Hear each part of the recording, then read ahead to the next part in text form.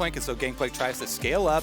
You have your passive for extra gold generation, and you try to get dragon plays off with your ultimate.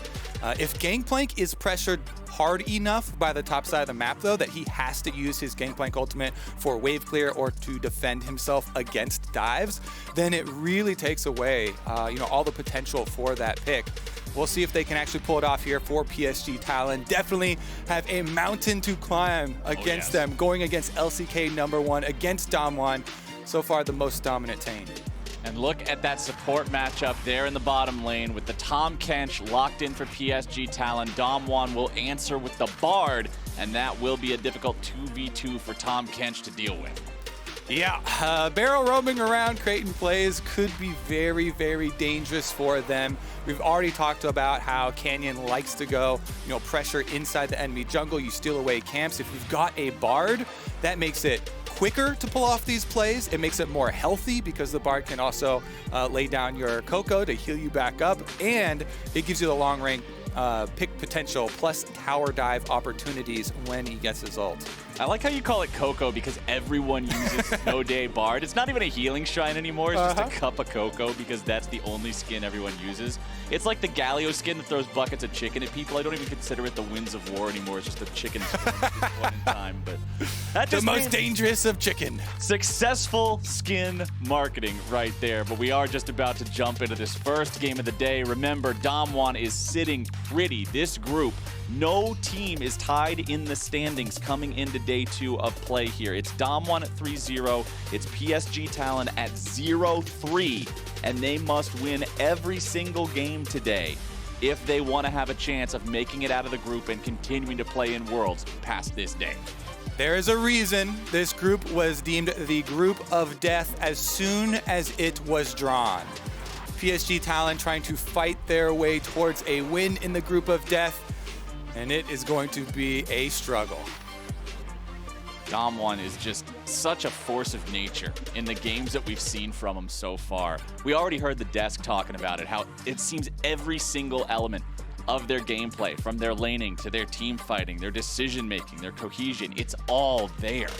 And to dismantle a monster like this, PSG Talon is going to need to be clean. And let's not forget the trials and tribulations this roster has had to go through even getting here. Remember, they weren't even able to play with their complete roster in play-ins. They started off in the very beginning with 3 different subs, and then quickly were able to get their prime AD carry back, but still had to play with a substitute mid laner and jungler. Kaiwing and Uniboy, you will be remembered as heroes.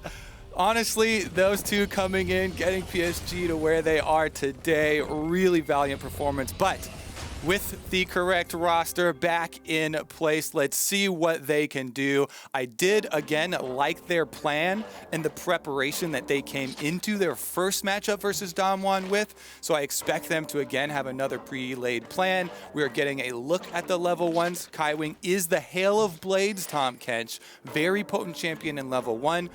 This has been on display from G2's Mickey, of course. You can stack up your passive extremely quickly and get your stun with your tongue lash from the acquired taste. Hanabi here, they'll try and do a pincer movement on this tri-brush, quite possibly, or even Kaiwing staying up here for a super cheesy first blood. It's honestly a tactical maneuver.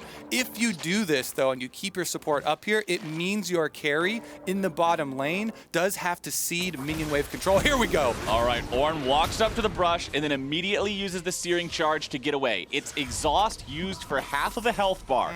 Not even a summoner spell expended by Nuguri here. And look at Hanabi's health. He lost a good chunk of his own. So really, is the investment worth it? I'm going to say that is definitely not going to be worth it. You can see the punishment on bottom side. This is one of the points I was bringing up last time from the first time that we had DAMWON versus PSG. Beryl and Ghost immediately punished when Kaiwing went to roam. And last time around, they did get the 2v1 kill. This time around, they just get the early push on the minion wave. They get a little chunk onto Unified. He's got biscuits and health potions early on, so he does have some sustain, but it is going to mean the early level 2 for Ghost and Beryl. They should be able to pressure under tower, and we'll see if that results in any early CF deficits as far as miss CS under tower. It certainly is going to set up possibility for bottom side kingdom there for DAMWON, as we see Canyon has actually full cleared his blue side and is playing up to the top side to possibly pressure Hanabi on the Gangplank for pushing. Yeah, we'll see both of these junglers here in the top half of the map right now. Also, remember, Kindred's in the game, so it's important to keep our eyes on where those marks are spawning. A lot of time, the Kindred players just kind of got to hope to RNG the appropriate spawn on the crab that she's going after. Otherwise, you just end up losing out on some stats. And we could take some time here, since I don't expect there to be actual kill action going on, to just go over how you control Kindred marks. Because I've heard a lot of people, talking about it as a possibility, but not understanding exactly how it works. The first mark is guaranteed to spawn on the Scuttle Crabs, as everybody knows. That's the easy part, right? Yeah. It's going to be one of the two.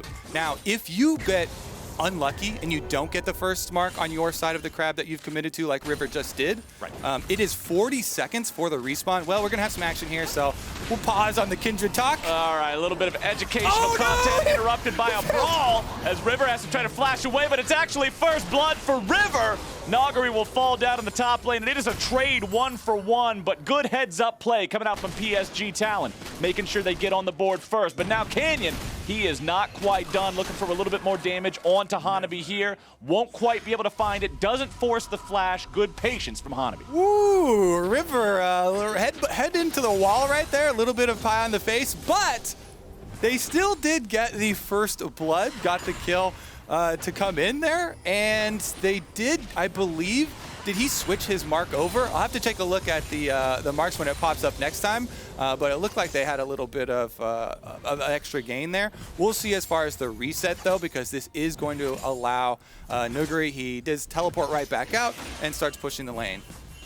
Nuguri ending up with the death there, but let's take another look at how it went down in our Axe replay. All right, so Canyon does get the full combo on him, missed Q over the wall, so River does have to flash, but it allows him to get the execute there onto Nuguri, so they do get it to come in pretty early. That being said, DAMWON still with a very, very slight extra gold lead from CS. And the one thing to pay attention to in that fight is, although Hanabi walked up and fired the bullet from his gun towards Nuguri, look at the scoreboard. There's no assist for the Gangplank.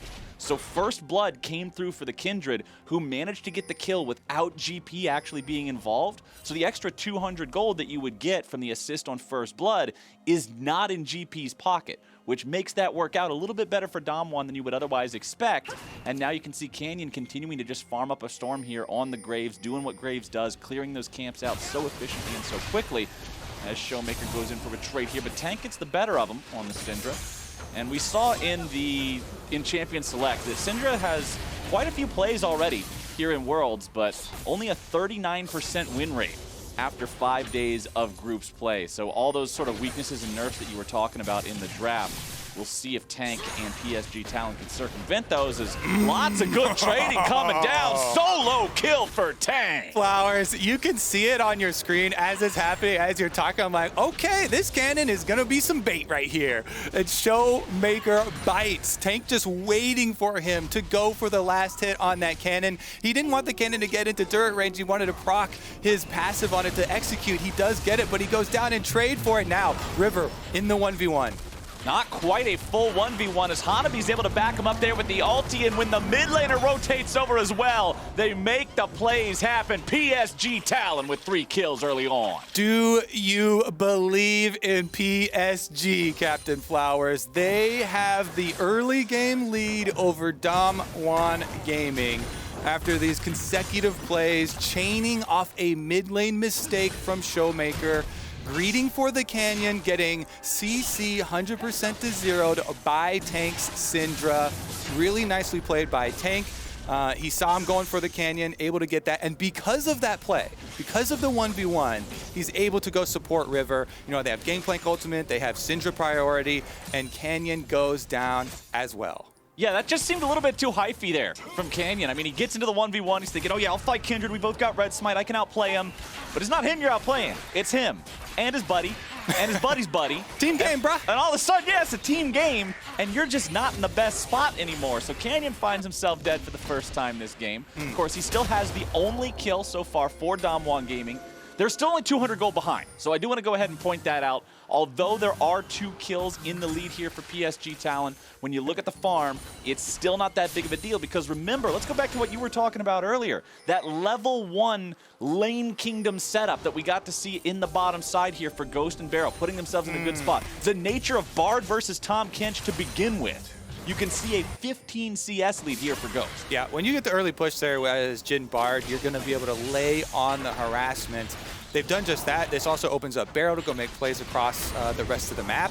And as far as tempering some expectations here for PSG, like we said, they actually had a really good game plan going into the first matchup as well. Let me tell you a little story, Captain Flex. All right, regale me with a tale. Gather around, because in game number 1 with the matchup, they threw 2 3-person dives at Nuguri for the top side on his Kennen. Consecutive here at his level 5 and at his level 6 to try and get him super far behind. And yet, Nuguri still ended up with 4 solo kills in a single game. That's the most of anyone from the first round robin in the whole tournament. And he acquired those 4 solo kills in a single game. And possibly the most impressive thing about DAMWON, as the desk was referring to, is that they are so versatile now. It doesn't have to be a Nuguri 4 solo kill, hard team fight carrying game. He's on Ornn this game. They have so many other threats that they can go for. So while PSG with this early lead should be hyping themselves up, still need to remain focused here because DAMWON have been very good at pulling these leads back, and bottom lane is going to be a point that they try and do that on. Well, hey, I praised DAMWON for a 15 CS lead in the bottom lane, so now I got to give credit where credit is due to both solo laners of PSG Talon because they also have 15 CS leads over their opponents. Topside evolving now into a 20 CS lead for Hanabi's Gangplank. And remember, that's Gangplank, so each minion is worth even more when he farms it up with a parlay bonus. Now, with River and the rest of the squad here in this top side of the river, they'll easily pick up that first Rift Herald for themselves. And let's see, ooh, the face check from Hanabi, forced to flash over the wall there as Canyon threatens the kill. And we're seeing in action multiple times how good Canyon's preparation is. When you are able to set up as Graves in these brush, remember when he was able to do it versus River, expecting the top lane dive. Here, after the Rift Herald's taken, you get that global alert. It's very easy to assume that they're going to come straight up the river. But Graves from the brush is able to get these huge chunks. You get the summoner spell there. It's all about trying to predict and control your opponent's pathing. And those are the ways where you see the best junglers create their own advantages.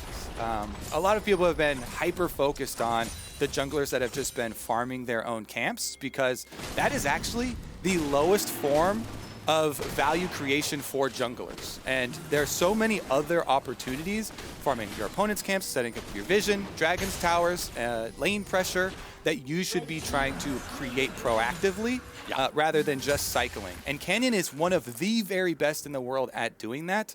This is the difference between some of the Graves that just kind of are even in CS, till later, and those that actually create opportunities for their laners and create deficits that are forced upon their opponents. Can't be having no vegetarian junglers at Worlds, my friend. They got to get some meat in the diet, need to be carnivorous, setting up opportunities for themselves and the people around them to make sure they can get those plays. Now you can see Canyon here in the bottom side.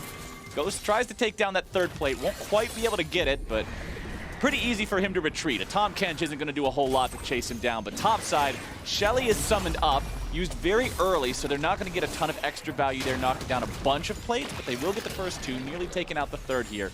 Just wanting to make sure that they get to drop that Rift Herald, guarantee the value they're going to get out of it, put all the money onto Gangplank. Trial by Fire will light the turret up, and a couple more hits here should be able to grab that third plate for him, but he doesn't want to stick around. There we go. Just manages to get it on his way out. Yeah, confidence there because you've got the cannon minion, extra damage, and you can just walk away.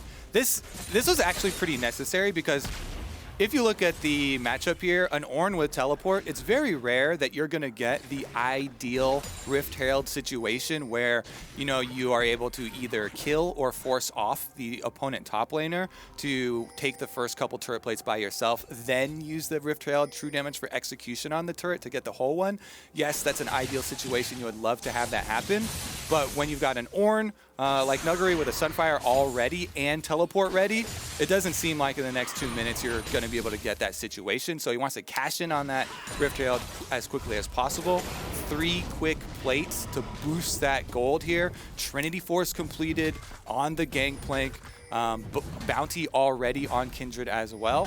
So they do still have the top side operation going for PSG, and now with the Gangplank ultimate that should be ready again, we'll see if they can actually create a play here.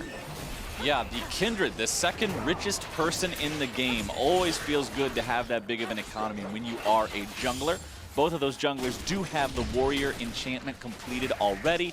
And if you look in the inventory of Canyon, you can see the serrated Dirk. So going for some lethality, very good choice this game. When you look across the board, you see a lot of squishy champions aren't going to be itemizing a lot of armor. Lethality gets you plenty of bang for your buck.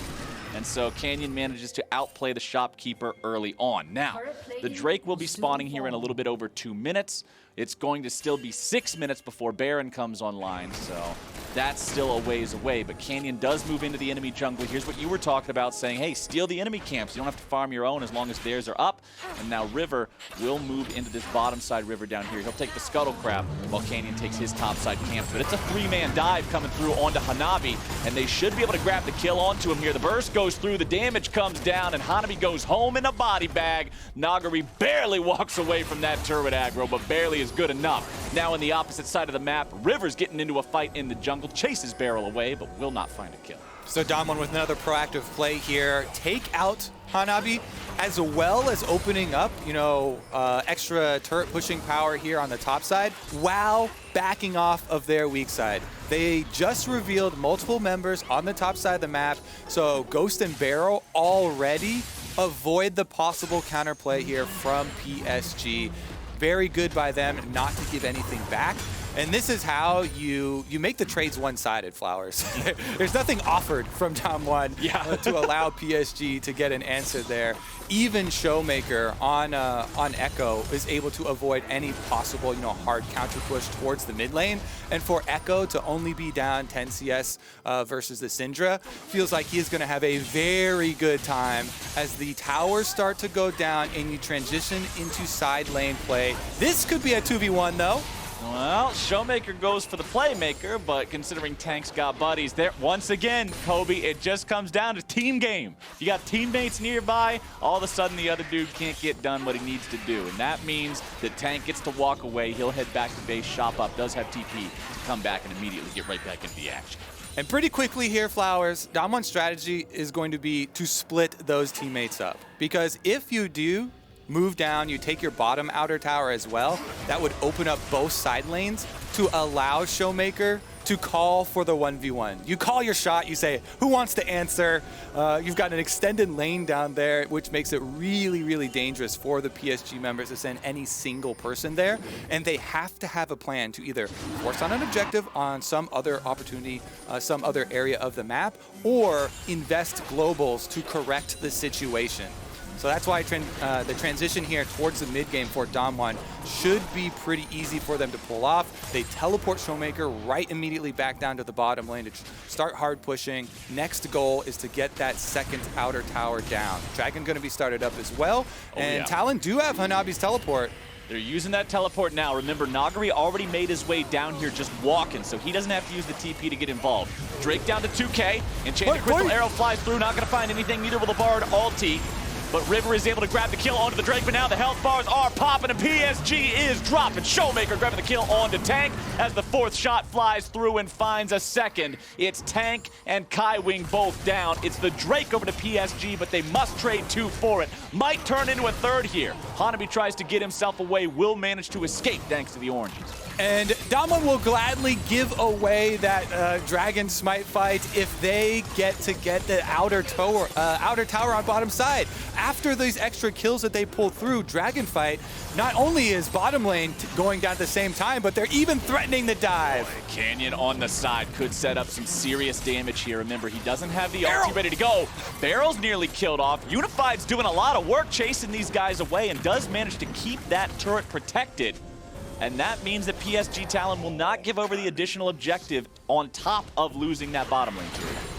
Yeah, I mean, it's definitely props anytime you have a high-pressure smite fight like that. I always respect it. The mechanics are definitely hard to pull off. Canyon was in range. Canyon does have smite, so good job by River. He dodges around. He Qs back in to get it. But ShowMaker with the stun, actually insane there. Even though Tahm Kench is there for a devour, it's the two quick pickups for DAMWON. They even had Nuguri flanking in, and while Nuguri's ultimate doesn't catch them, it's because his ultimate got 2 more flashes. So yeah, they extract so many cooldowns that they don't feel bad about losing that smite fight. They get all 3 outer towers, and that game plan has unfolded, Flowers. Yeah, and it's not like they're in a bad spot where their opponents are just stacking Drakes now. I mean, considering DAMWON was able to get the first one, that's not really that big of a deal. It's tied up 1-1. Everybody's still 3 Drakes away. That's 15 minutes from a potential soul, even if they get the next 3 in a row. So plenty of time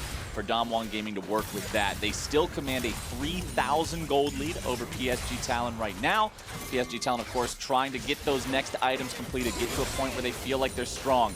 You can see the inventories right now. We've kind of halfway there to some of those second items. The Black Cleaver being built for the Kindred.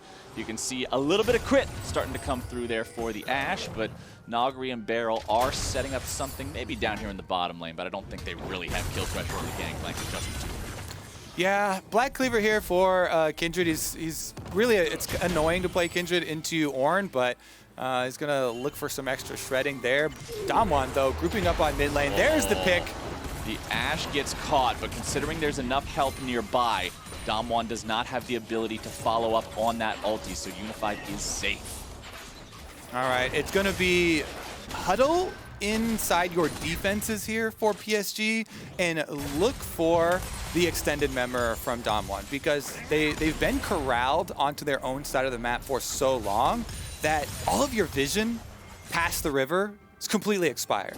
You can't really get wards out there aside from sending multiple members, firing the hawk shot first. This arrow does miss. Oh, Ghost gets himself away, but has to use both summoner spells to do it. PSG Talon trying to seize the opportunity to take advantage of that out-of-position AD carry, but when all of the resources are available, Ghost can still get himself out of that trouble. However, he's now vulnerable when PSG decide they can make a move on him again in the next 5 minutes. Hanabi face checking the brush. Canyon and Nuguri are right there. The Gangplank so incredibly low. Lamb's rest, but keeping him alive. Horn comes through. Hanabi walking away. A little bit of follow-up damage there from Beryl, but they won't be able to find him, and now the turnaround's coming through from PSG Talon. Beryl's on the run. Kaiwing here on the front line, going to be stunned up against the wall. Damage continuing to follow up. Deadly Flourish locks him down. Unified walking around. Unified dodges away from the shots, but Nuguri takes him down with the eruption. Beryl with that stun. Oh my goodness. Every time a Tahm Kench goes down, being CC'd and not being able to get off the gray skin, a smile goes across my face, honestly. Oh yeah. Back on the bench with the Kench, baby. Yeah, that guy's down and no possibility of a savior. This should be DAMWON really pushing their advantage. Coming out ahead in that little skirmish there with the CC lock opens up so many opportunities for them. We already talked about the vision expiring for PSG because they've been put on the defensive so quickly here. I think the only thing to look to for that last positive is, yes, they did use Ashe Arrow and Gangplank Ultimate to get double summoners off of Ghost. So now you need to capitalize on that. The Jhin is the target. Jhin is the one you're going for. The thing you have to worry about is Beryl's positioning. If he's next to Jhin, he's got the Mikhails already and he can save him. Well, Hanabi's getting into a bit of a scrap here with Nuguri. However, you can't really kill the Ornn that easily. This is a level 13 Ornn. The ornaments are online, and that means 3,000 gold's worth of free stats here for this big tanky boy in the top lane. Speaking of tank in the top lane, he is working on that tier 1 turret and does manage to take it down. That is the first turret that has been taken by PSG Talon this game. The objectives, they have just been falling behind in pretty badly over the course of this one. Fun fact about DAMWON and turrets. I love fun facts. Oh yeah, well this one's pretty fun unless you're playing against them. If you're a DAMWON fan, this one's great. But in week 1, DAMWON took 30 of 33 available turrets. You know how many they lost? 2. 1 in top lane, 1 in bottom lane. DWG Gaming have not lost a mid lane turret at all so far in Worlds 2020. Their turret control has been immaculate. In this game, you can see it's the same story. 4-1, back when we saw the turret plate comparisons, it was 2-7 or something ridiculous like that. DWG know how to take advantage of these objectives and push them at the right times. And they definitely don't have to stop. Next idea here is to transition some of your control wards up towards the Baron. Scuttle Crab, very lucky pickup here for PSG. That gives you the guaranteed vision, so they don't have to be too worried because they do have Hawkshot as well as the Scuttle Crab. But DAMWON here can easily transition on over, and they can keep up multi-lane pressure. ShowMaker there on the Ekko, approaching level 16. Is so difficult to answer. When you have that Lichbane, the possibility of 100-0ing somebody on that all-in becomes a reality. Oh, Beryl, no, that was not a magical journey. That was a journey straight to hell. Luckily, he has the flash. He gets over the wall. He saves himself. Now the counterattack's coming through. Ornhorn sounds off. CC's going to follow it up there. The Jhin ultimate providing the slows. Kaiwing trying to walk away, uses the thick skin, but it's not thick enough. ShowMaker picks up the kill. ShowMaker gonna make up for that one. He's like, don't worry, Beryl. I know misdirection. Nobody's gonna remember that play. As soon as we get the kill off of it, a boom! Magical journey pulled off there. Doesn't matter at all. The Baron now being forced down. PSG, can they make the miracle steal? PSG knows they can't just allow DAMWON to get away from this. That ulti wasn't quite on the mark, but Tank's able to find the kill onto Beryl, and that means that DAMWON are shut down from this Baron play. Good move there from PSG Talon, stopping them and picking up a kill. Yeah, not going to let them run over you. And again, Tank here with these Syndra stuns. These have been a lot of the pickups here for PSG. They are able to punish with another tower after that Baron Flowers, doubling your stat already here, PSG. Oh, man. And that's the first mid-turret. That's the first mid-turret that DWG Gaming have lost at Worlds 2020. PSG have now done what nobody in this group was able to do in week 1. I like the punish here. They're not going to let DAMWON get away with it. And you start to climb back up in gold. Your Kindred keeps getting on marks here to scale up for River, one of the comfortable champions. Canyon cuts it short. No parade today as the blue buff is taken away as well. As a fight over Gromp. Wins that one too. Yep, Canyon is just stealing everything here. Crime City Graves. All the crime, none of the city. Just in the jungle instead. The true mafia boss. He's enlisted the Gromp trade. Been controlling the Gromp trade in the underground since I was 5. He was born into the Gromp life. As Nuguri backs him up here and they go for the invade. 2 versus 3 right now, but backup is on the way. Beryl shows up as Jhin opens up the curtain call. Kaiwing gets himself away, but Nuguri's still looking to knock that Ornhorn through there. Hanabi's not going to end up dropped anytime soon here as Tank tries to deal with ShowMaker in the 1v1. Fires off the ulti, doesn't even force the ulti away from the Ekko, however. Beryl lands his own ult, and now it's trouble here for Unified. He gets gobbled up by the Tahm Kench, but never mind, baby, that's a 2-for-1 deal. Buy one, get one free.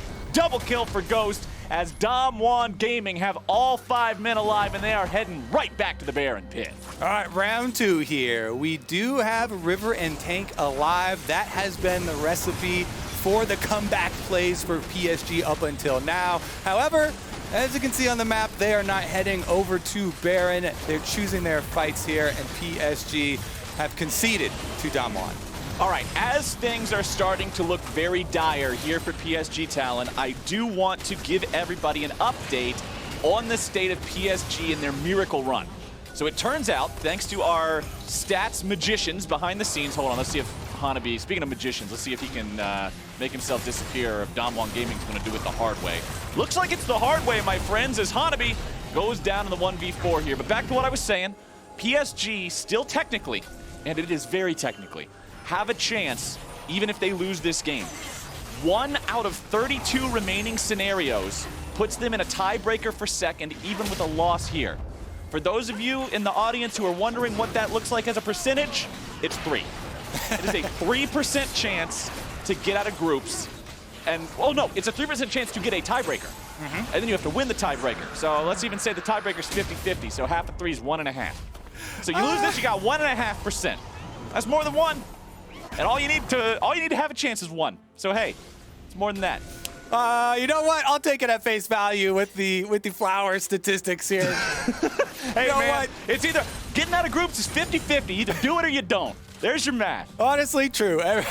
Everything is a flip. Let's just flip it here. DAMWON now with the Baron, ready to flip this base over. Bottom side is going to be the last secondary turret that they try and focus on. Again, ShowMaker now is that level 16 on Ekko with the Lich Bane. He'll cut right through that tower. Meanwhile, mid lane not going to stand much longer either. No, sir. Mid lane tier 3 turret just collapses. Bottom lane tier 2 turret says, don't worry, buddy, I'm coming with you.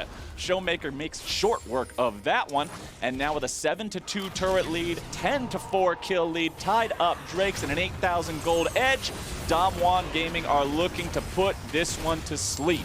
Let's see if they can make this one last fight count here. If they get a good fight, it is all said and done. Mid lane inhibitor is already gone.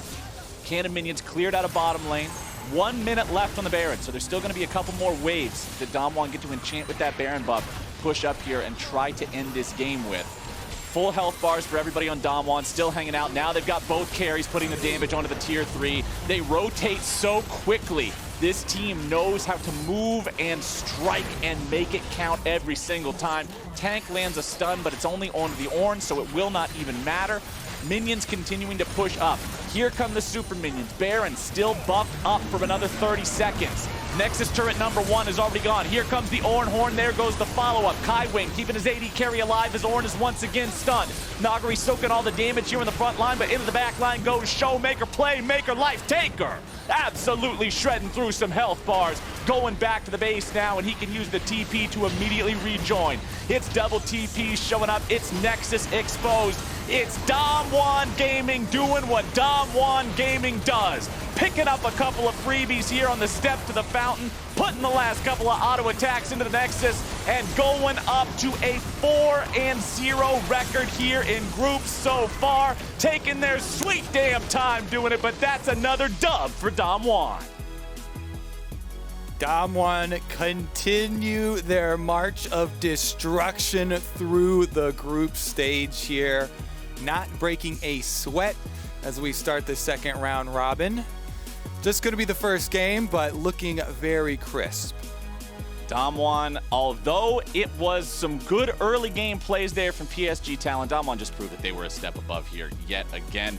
Remember, it's not quite over for PSG Talon here just yet. They will have to win every remaining game today.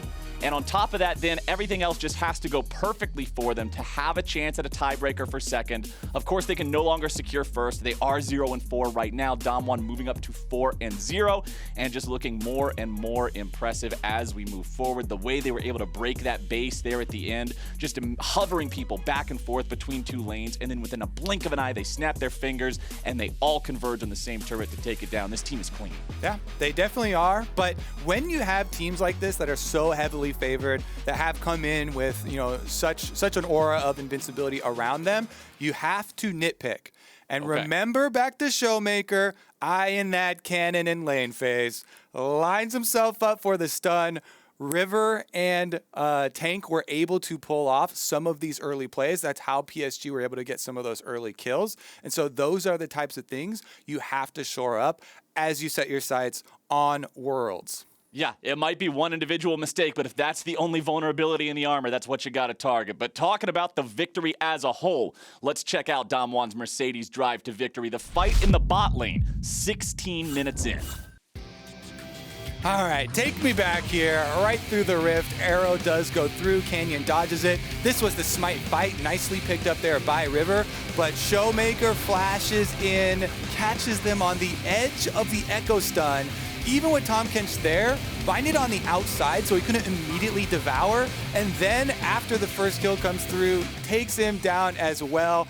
And that is just an opening that DAMWON will take, and they will push through to a huge advantage because they expanded on that. Remember, they were at that point still looking for the outer towers. Right. And even though they lose the Smite fight, that fight turns into multiple kills worth of gold, plus opening up the map for themselves, and it plays right into their plan. It's just like you said during the game. They're fine losing that Smite fight, trade away the Drake. It's only the second one of the game. They had the first to begin with, and then just use the gold, use the advantages, snowball the whole game. Now, while we're waiting for game 2, you can listen to KDA's The Baddest on the League of Legends official playlist during the Spotify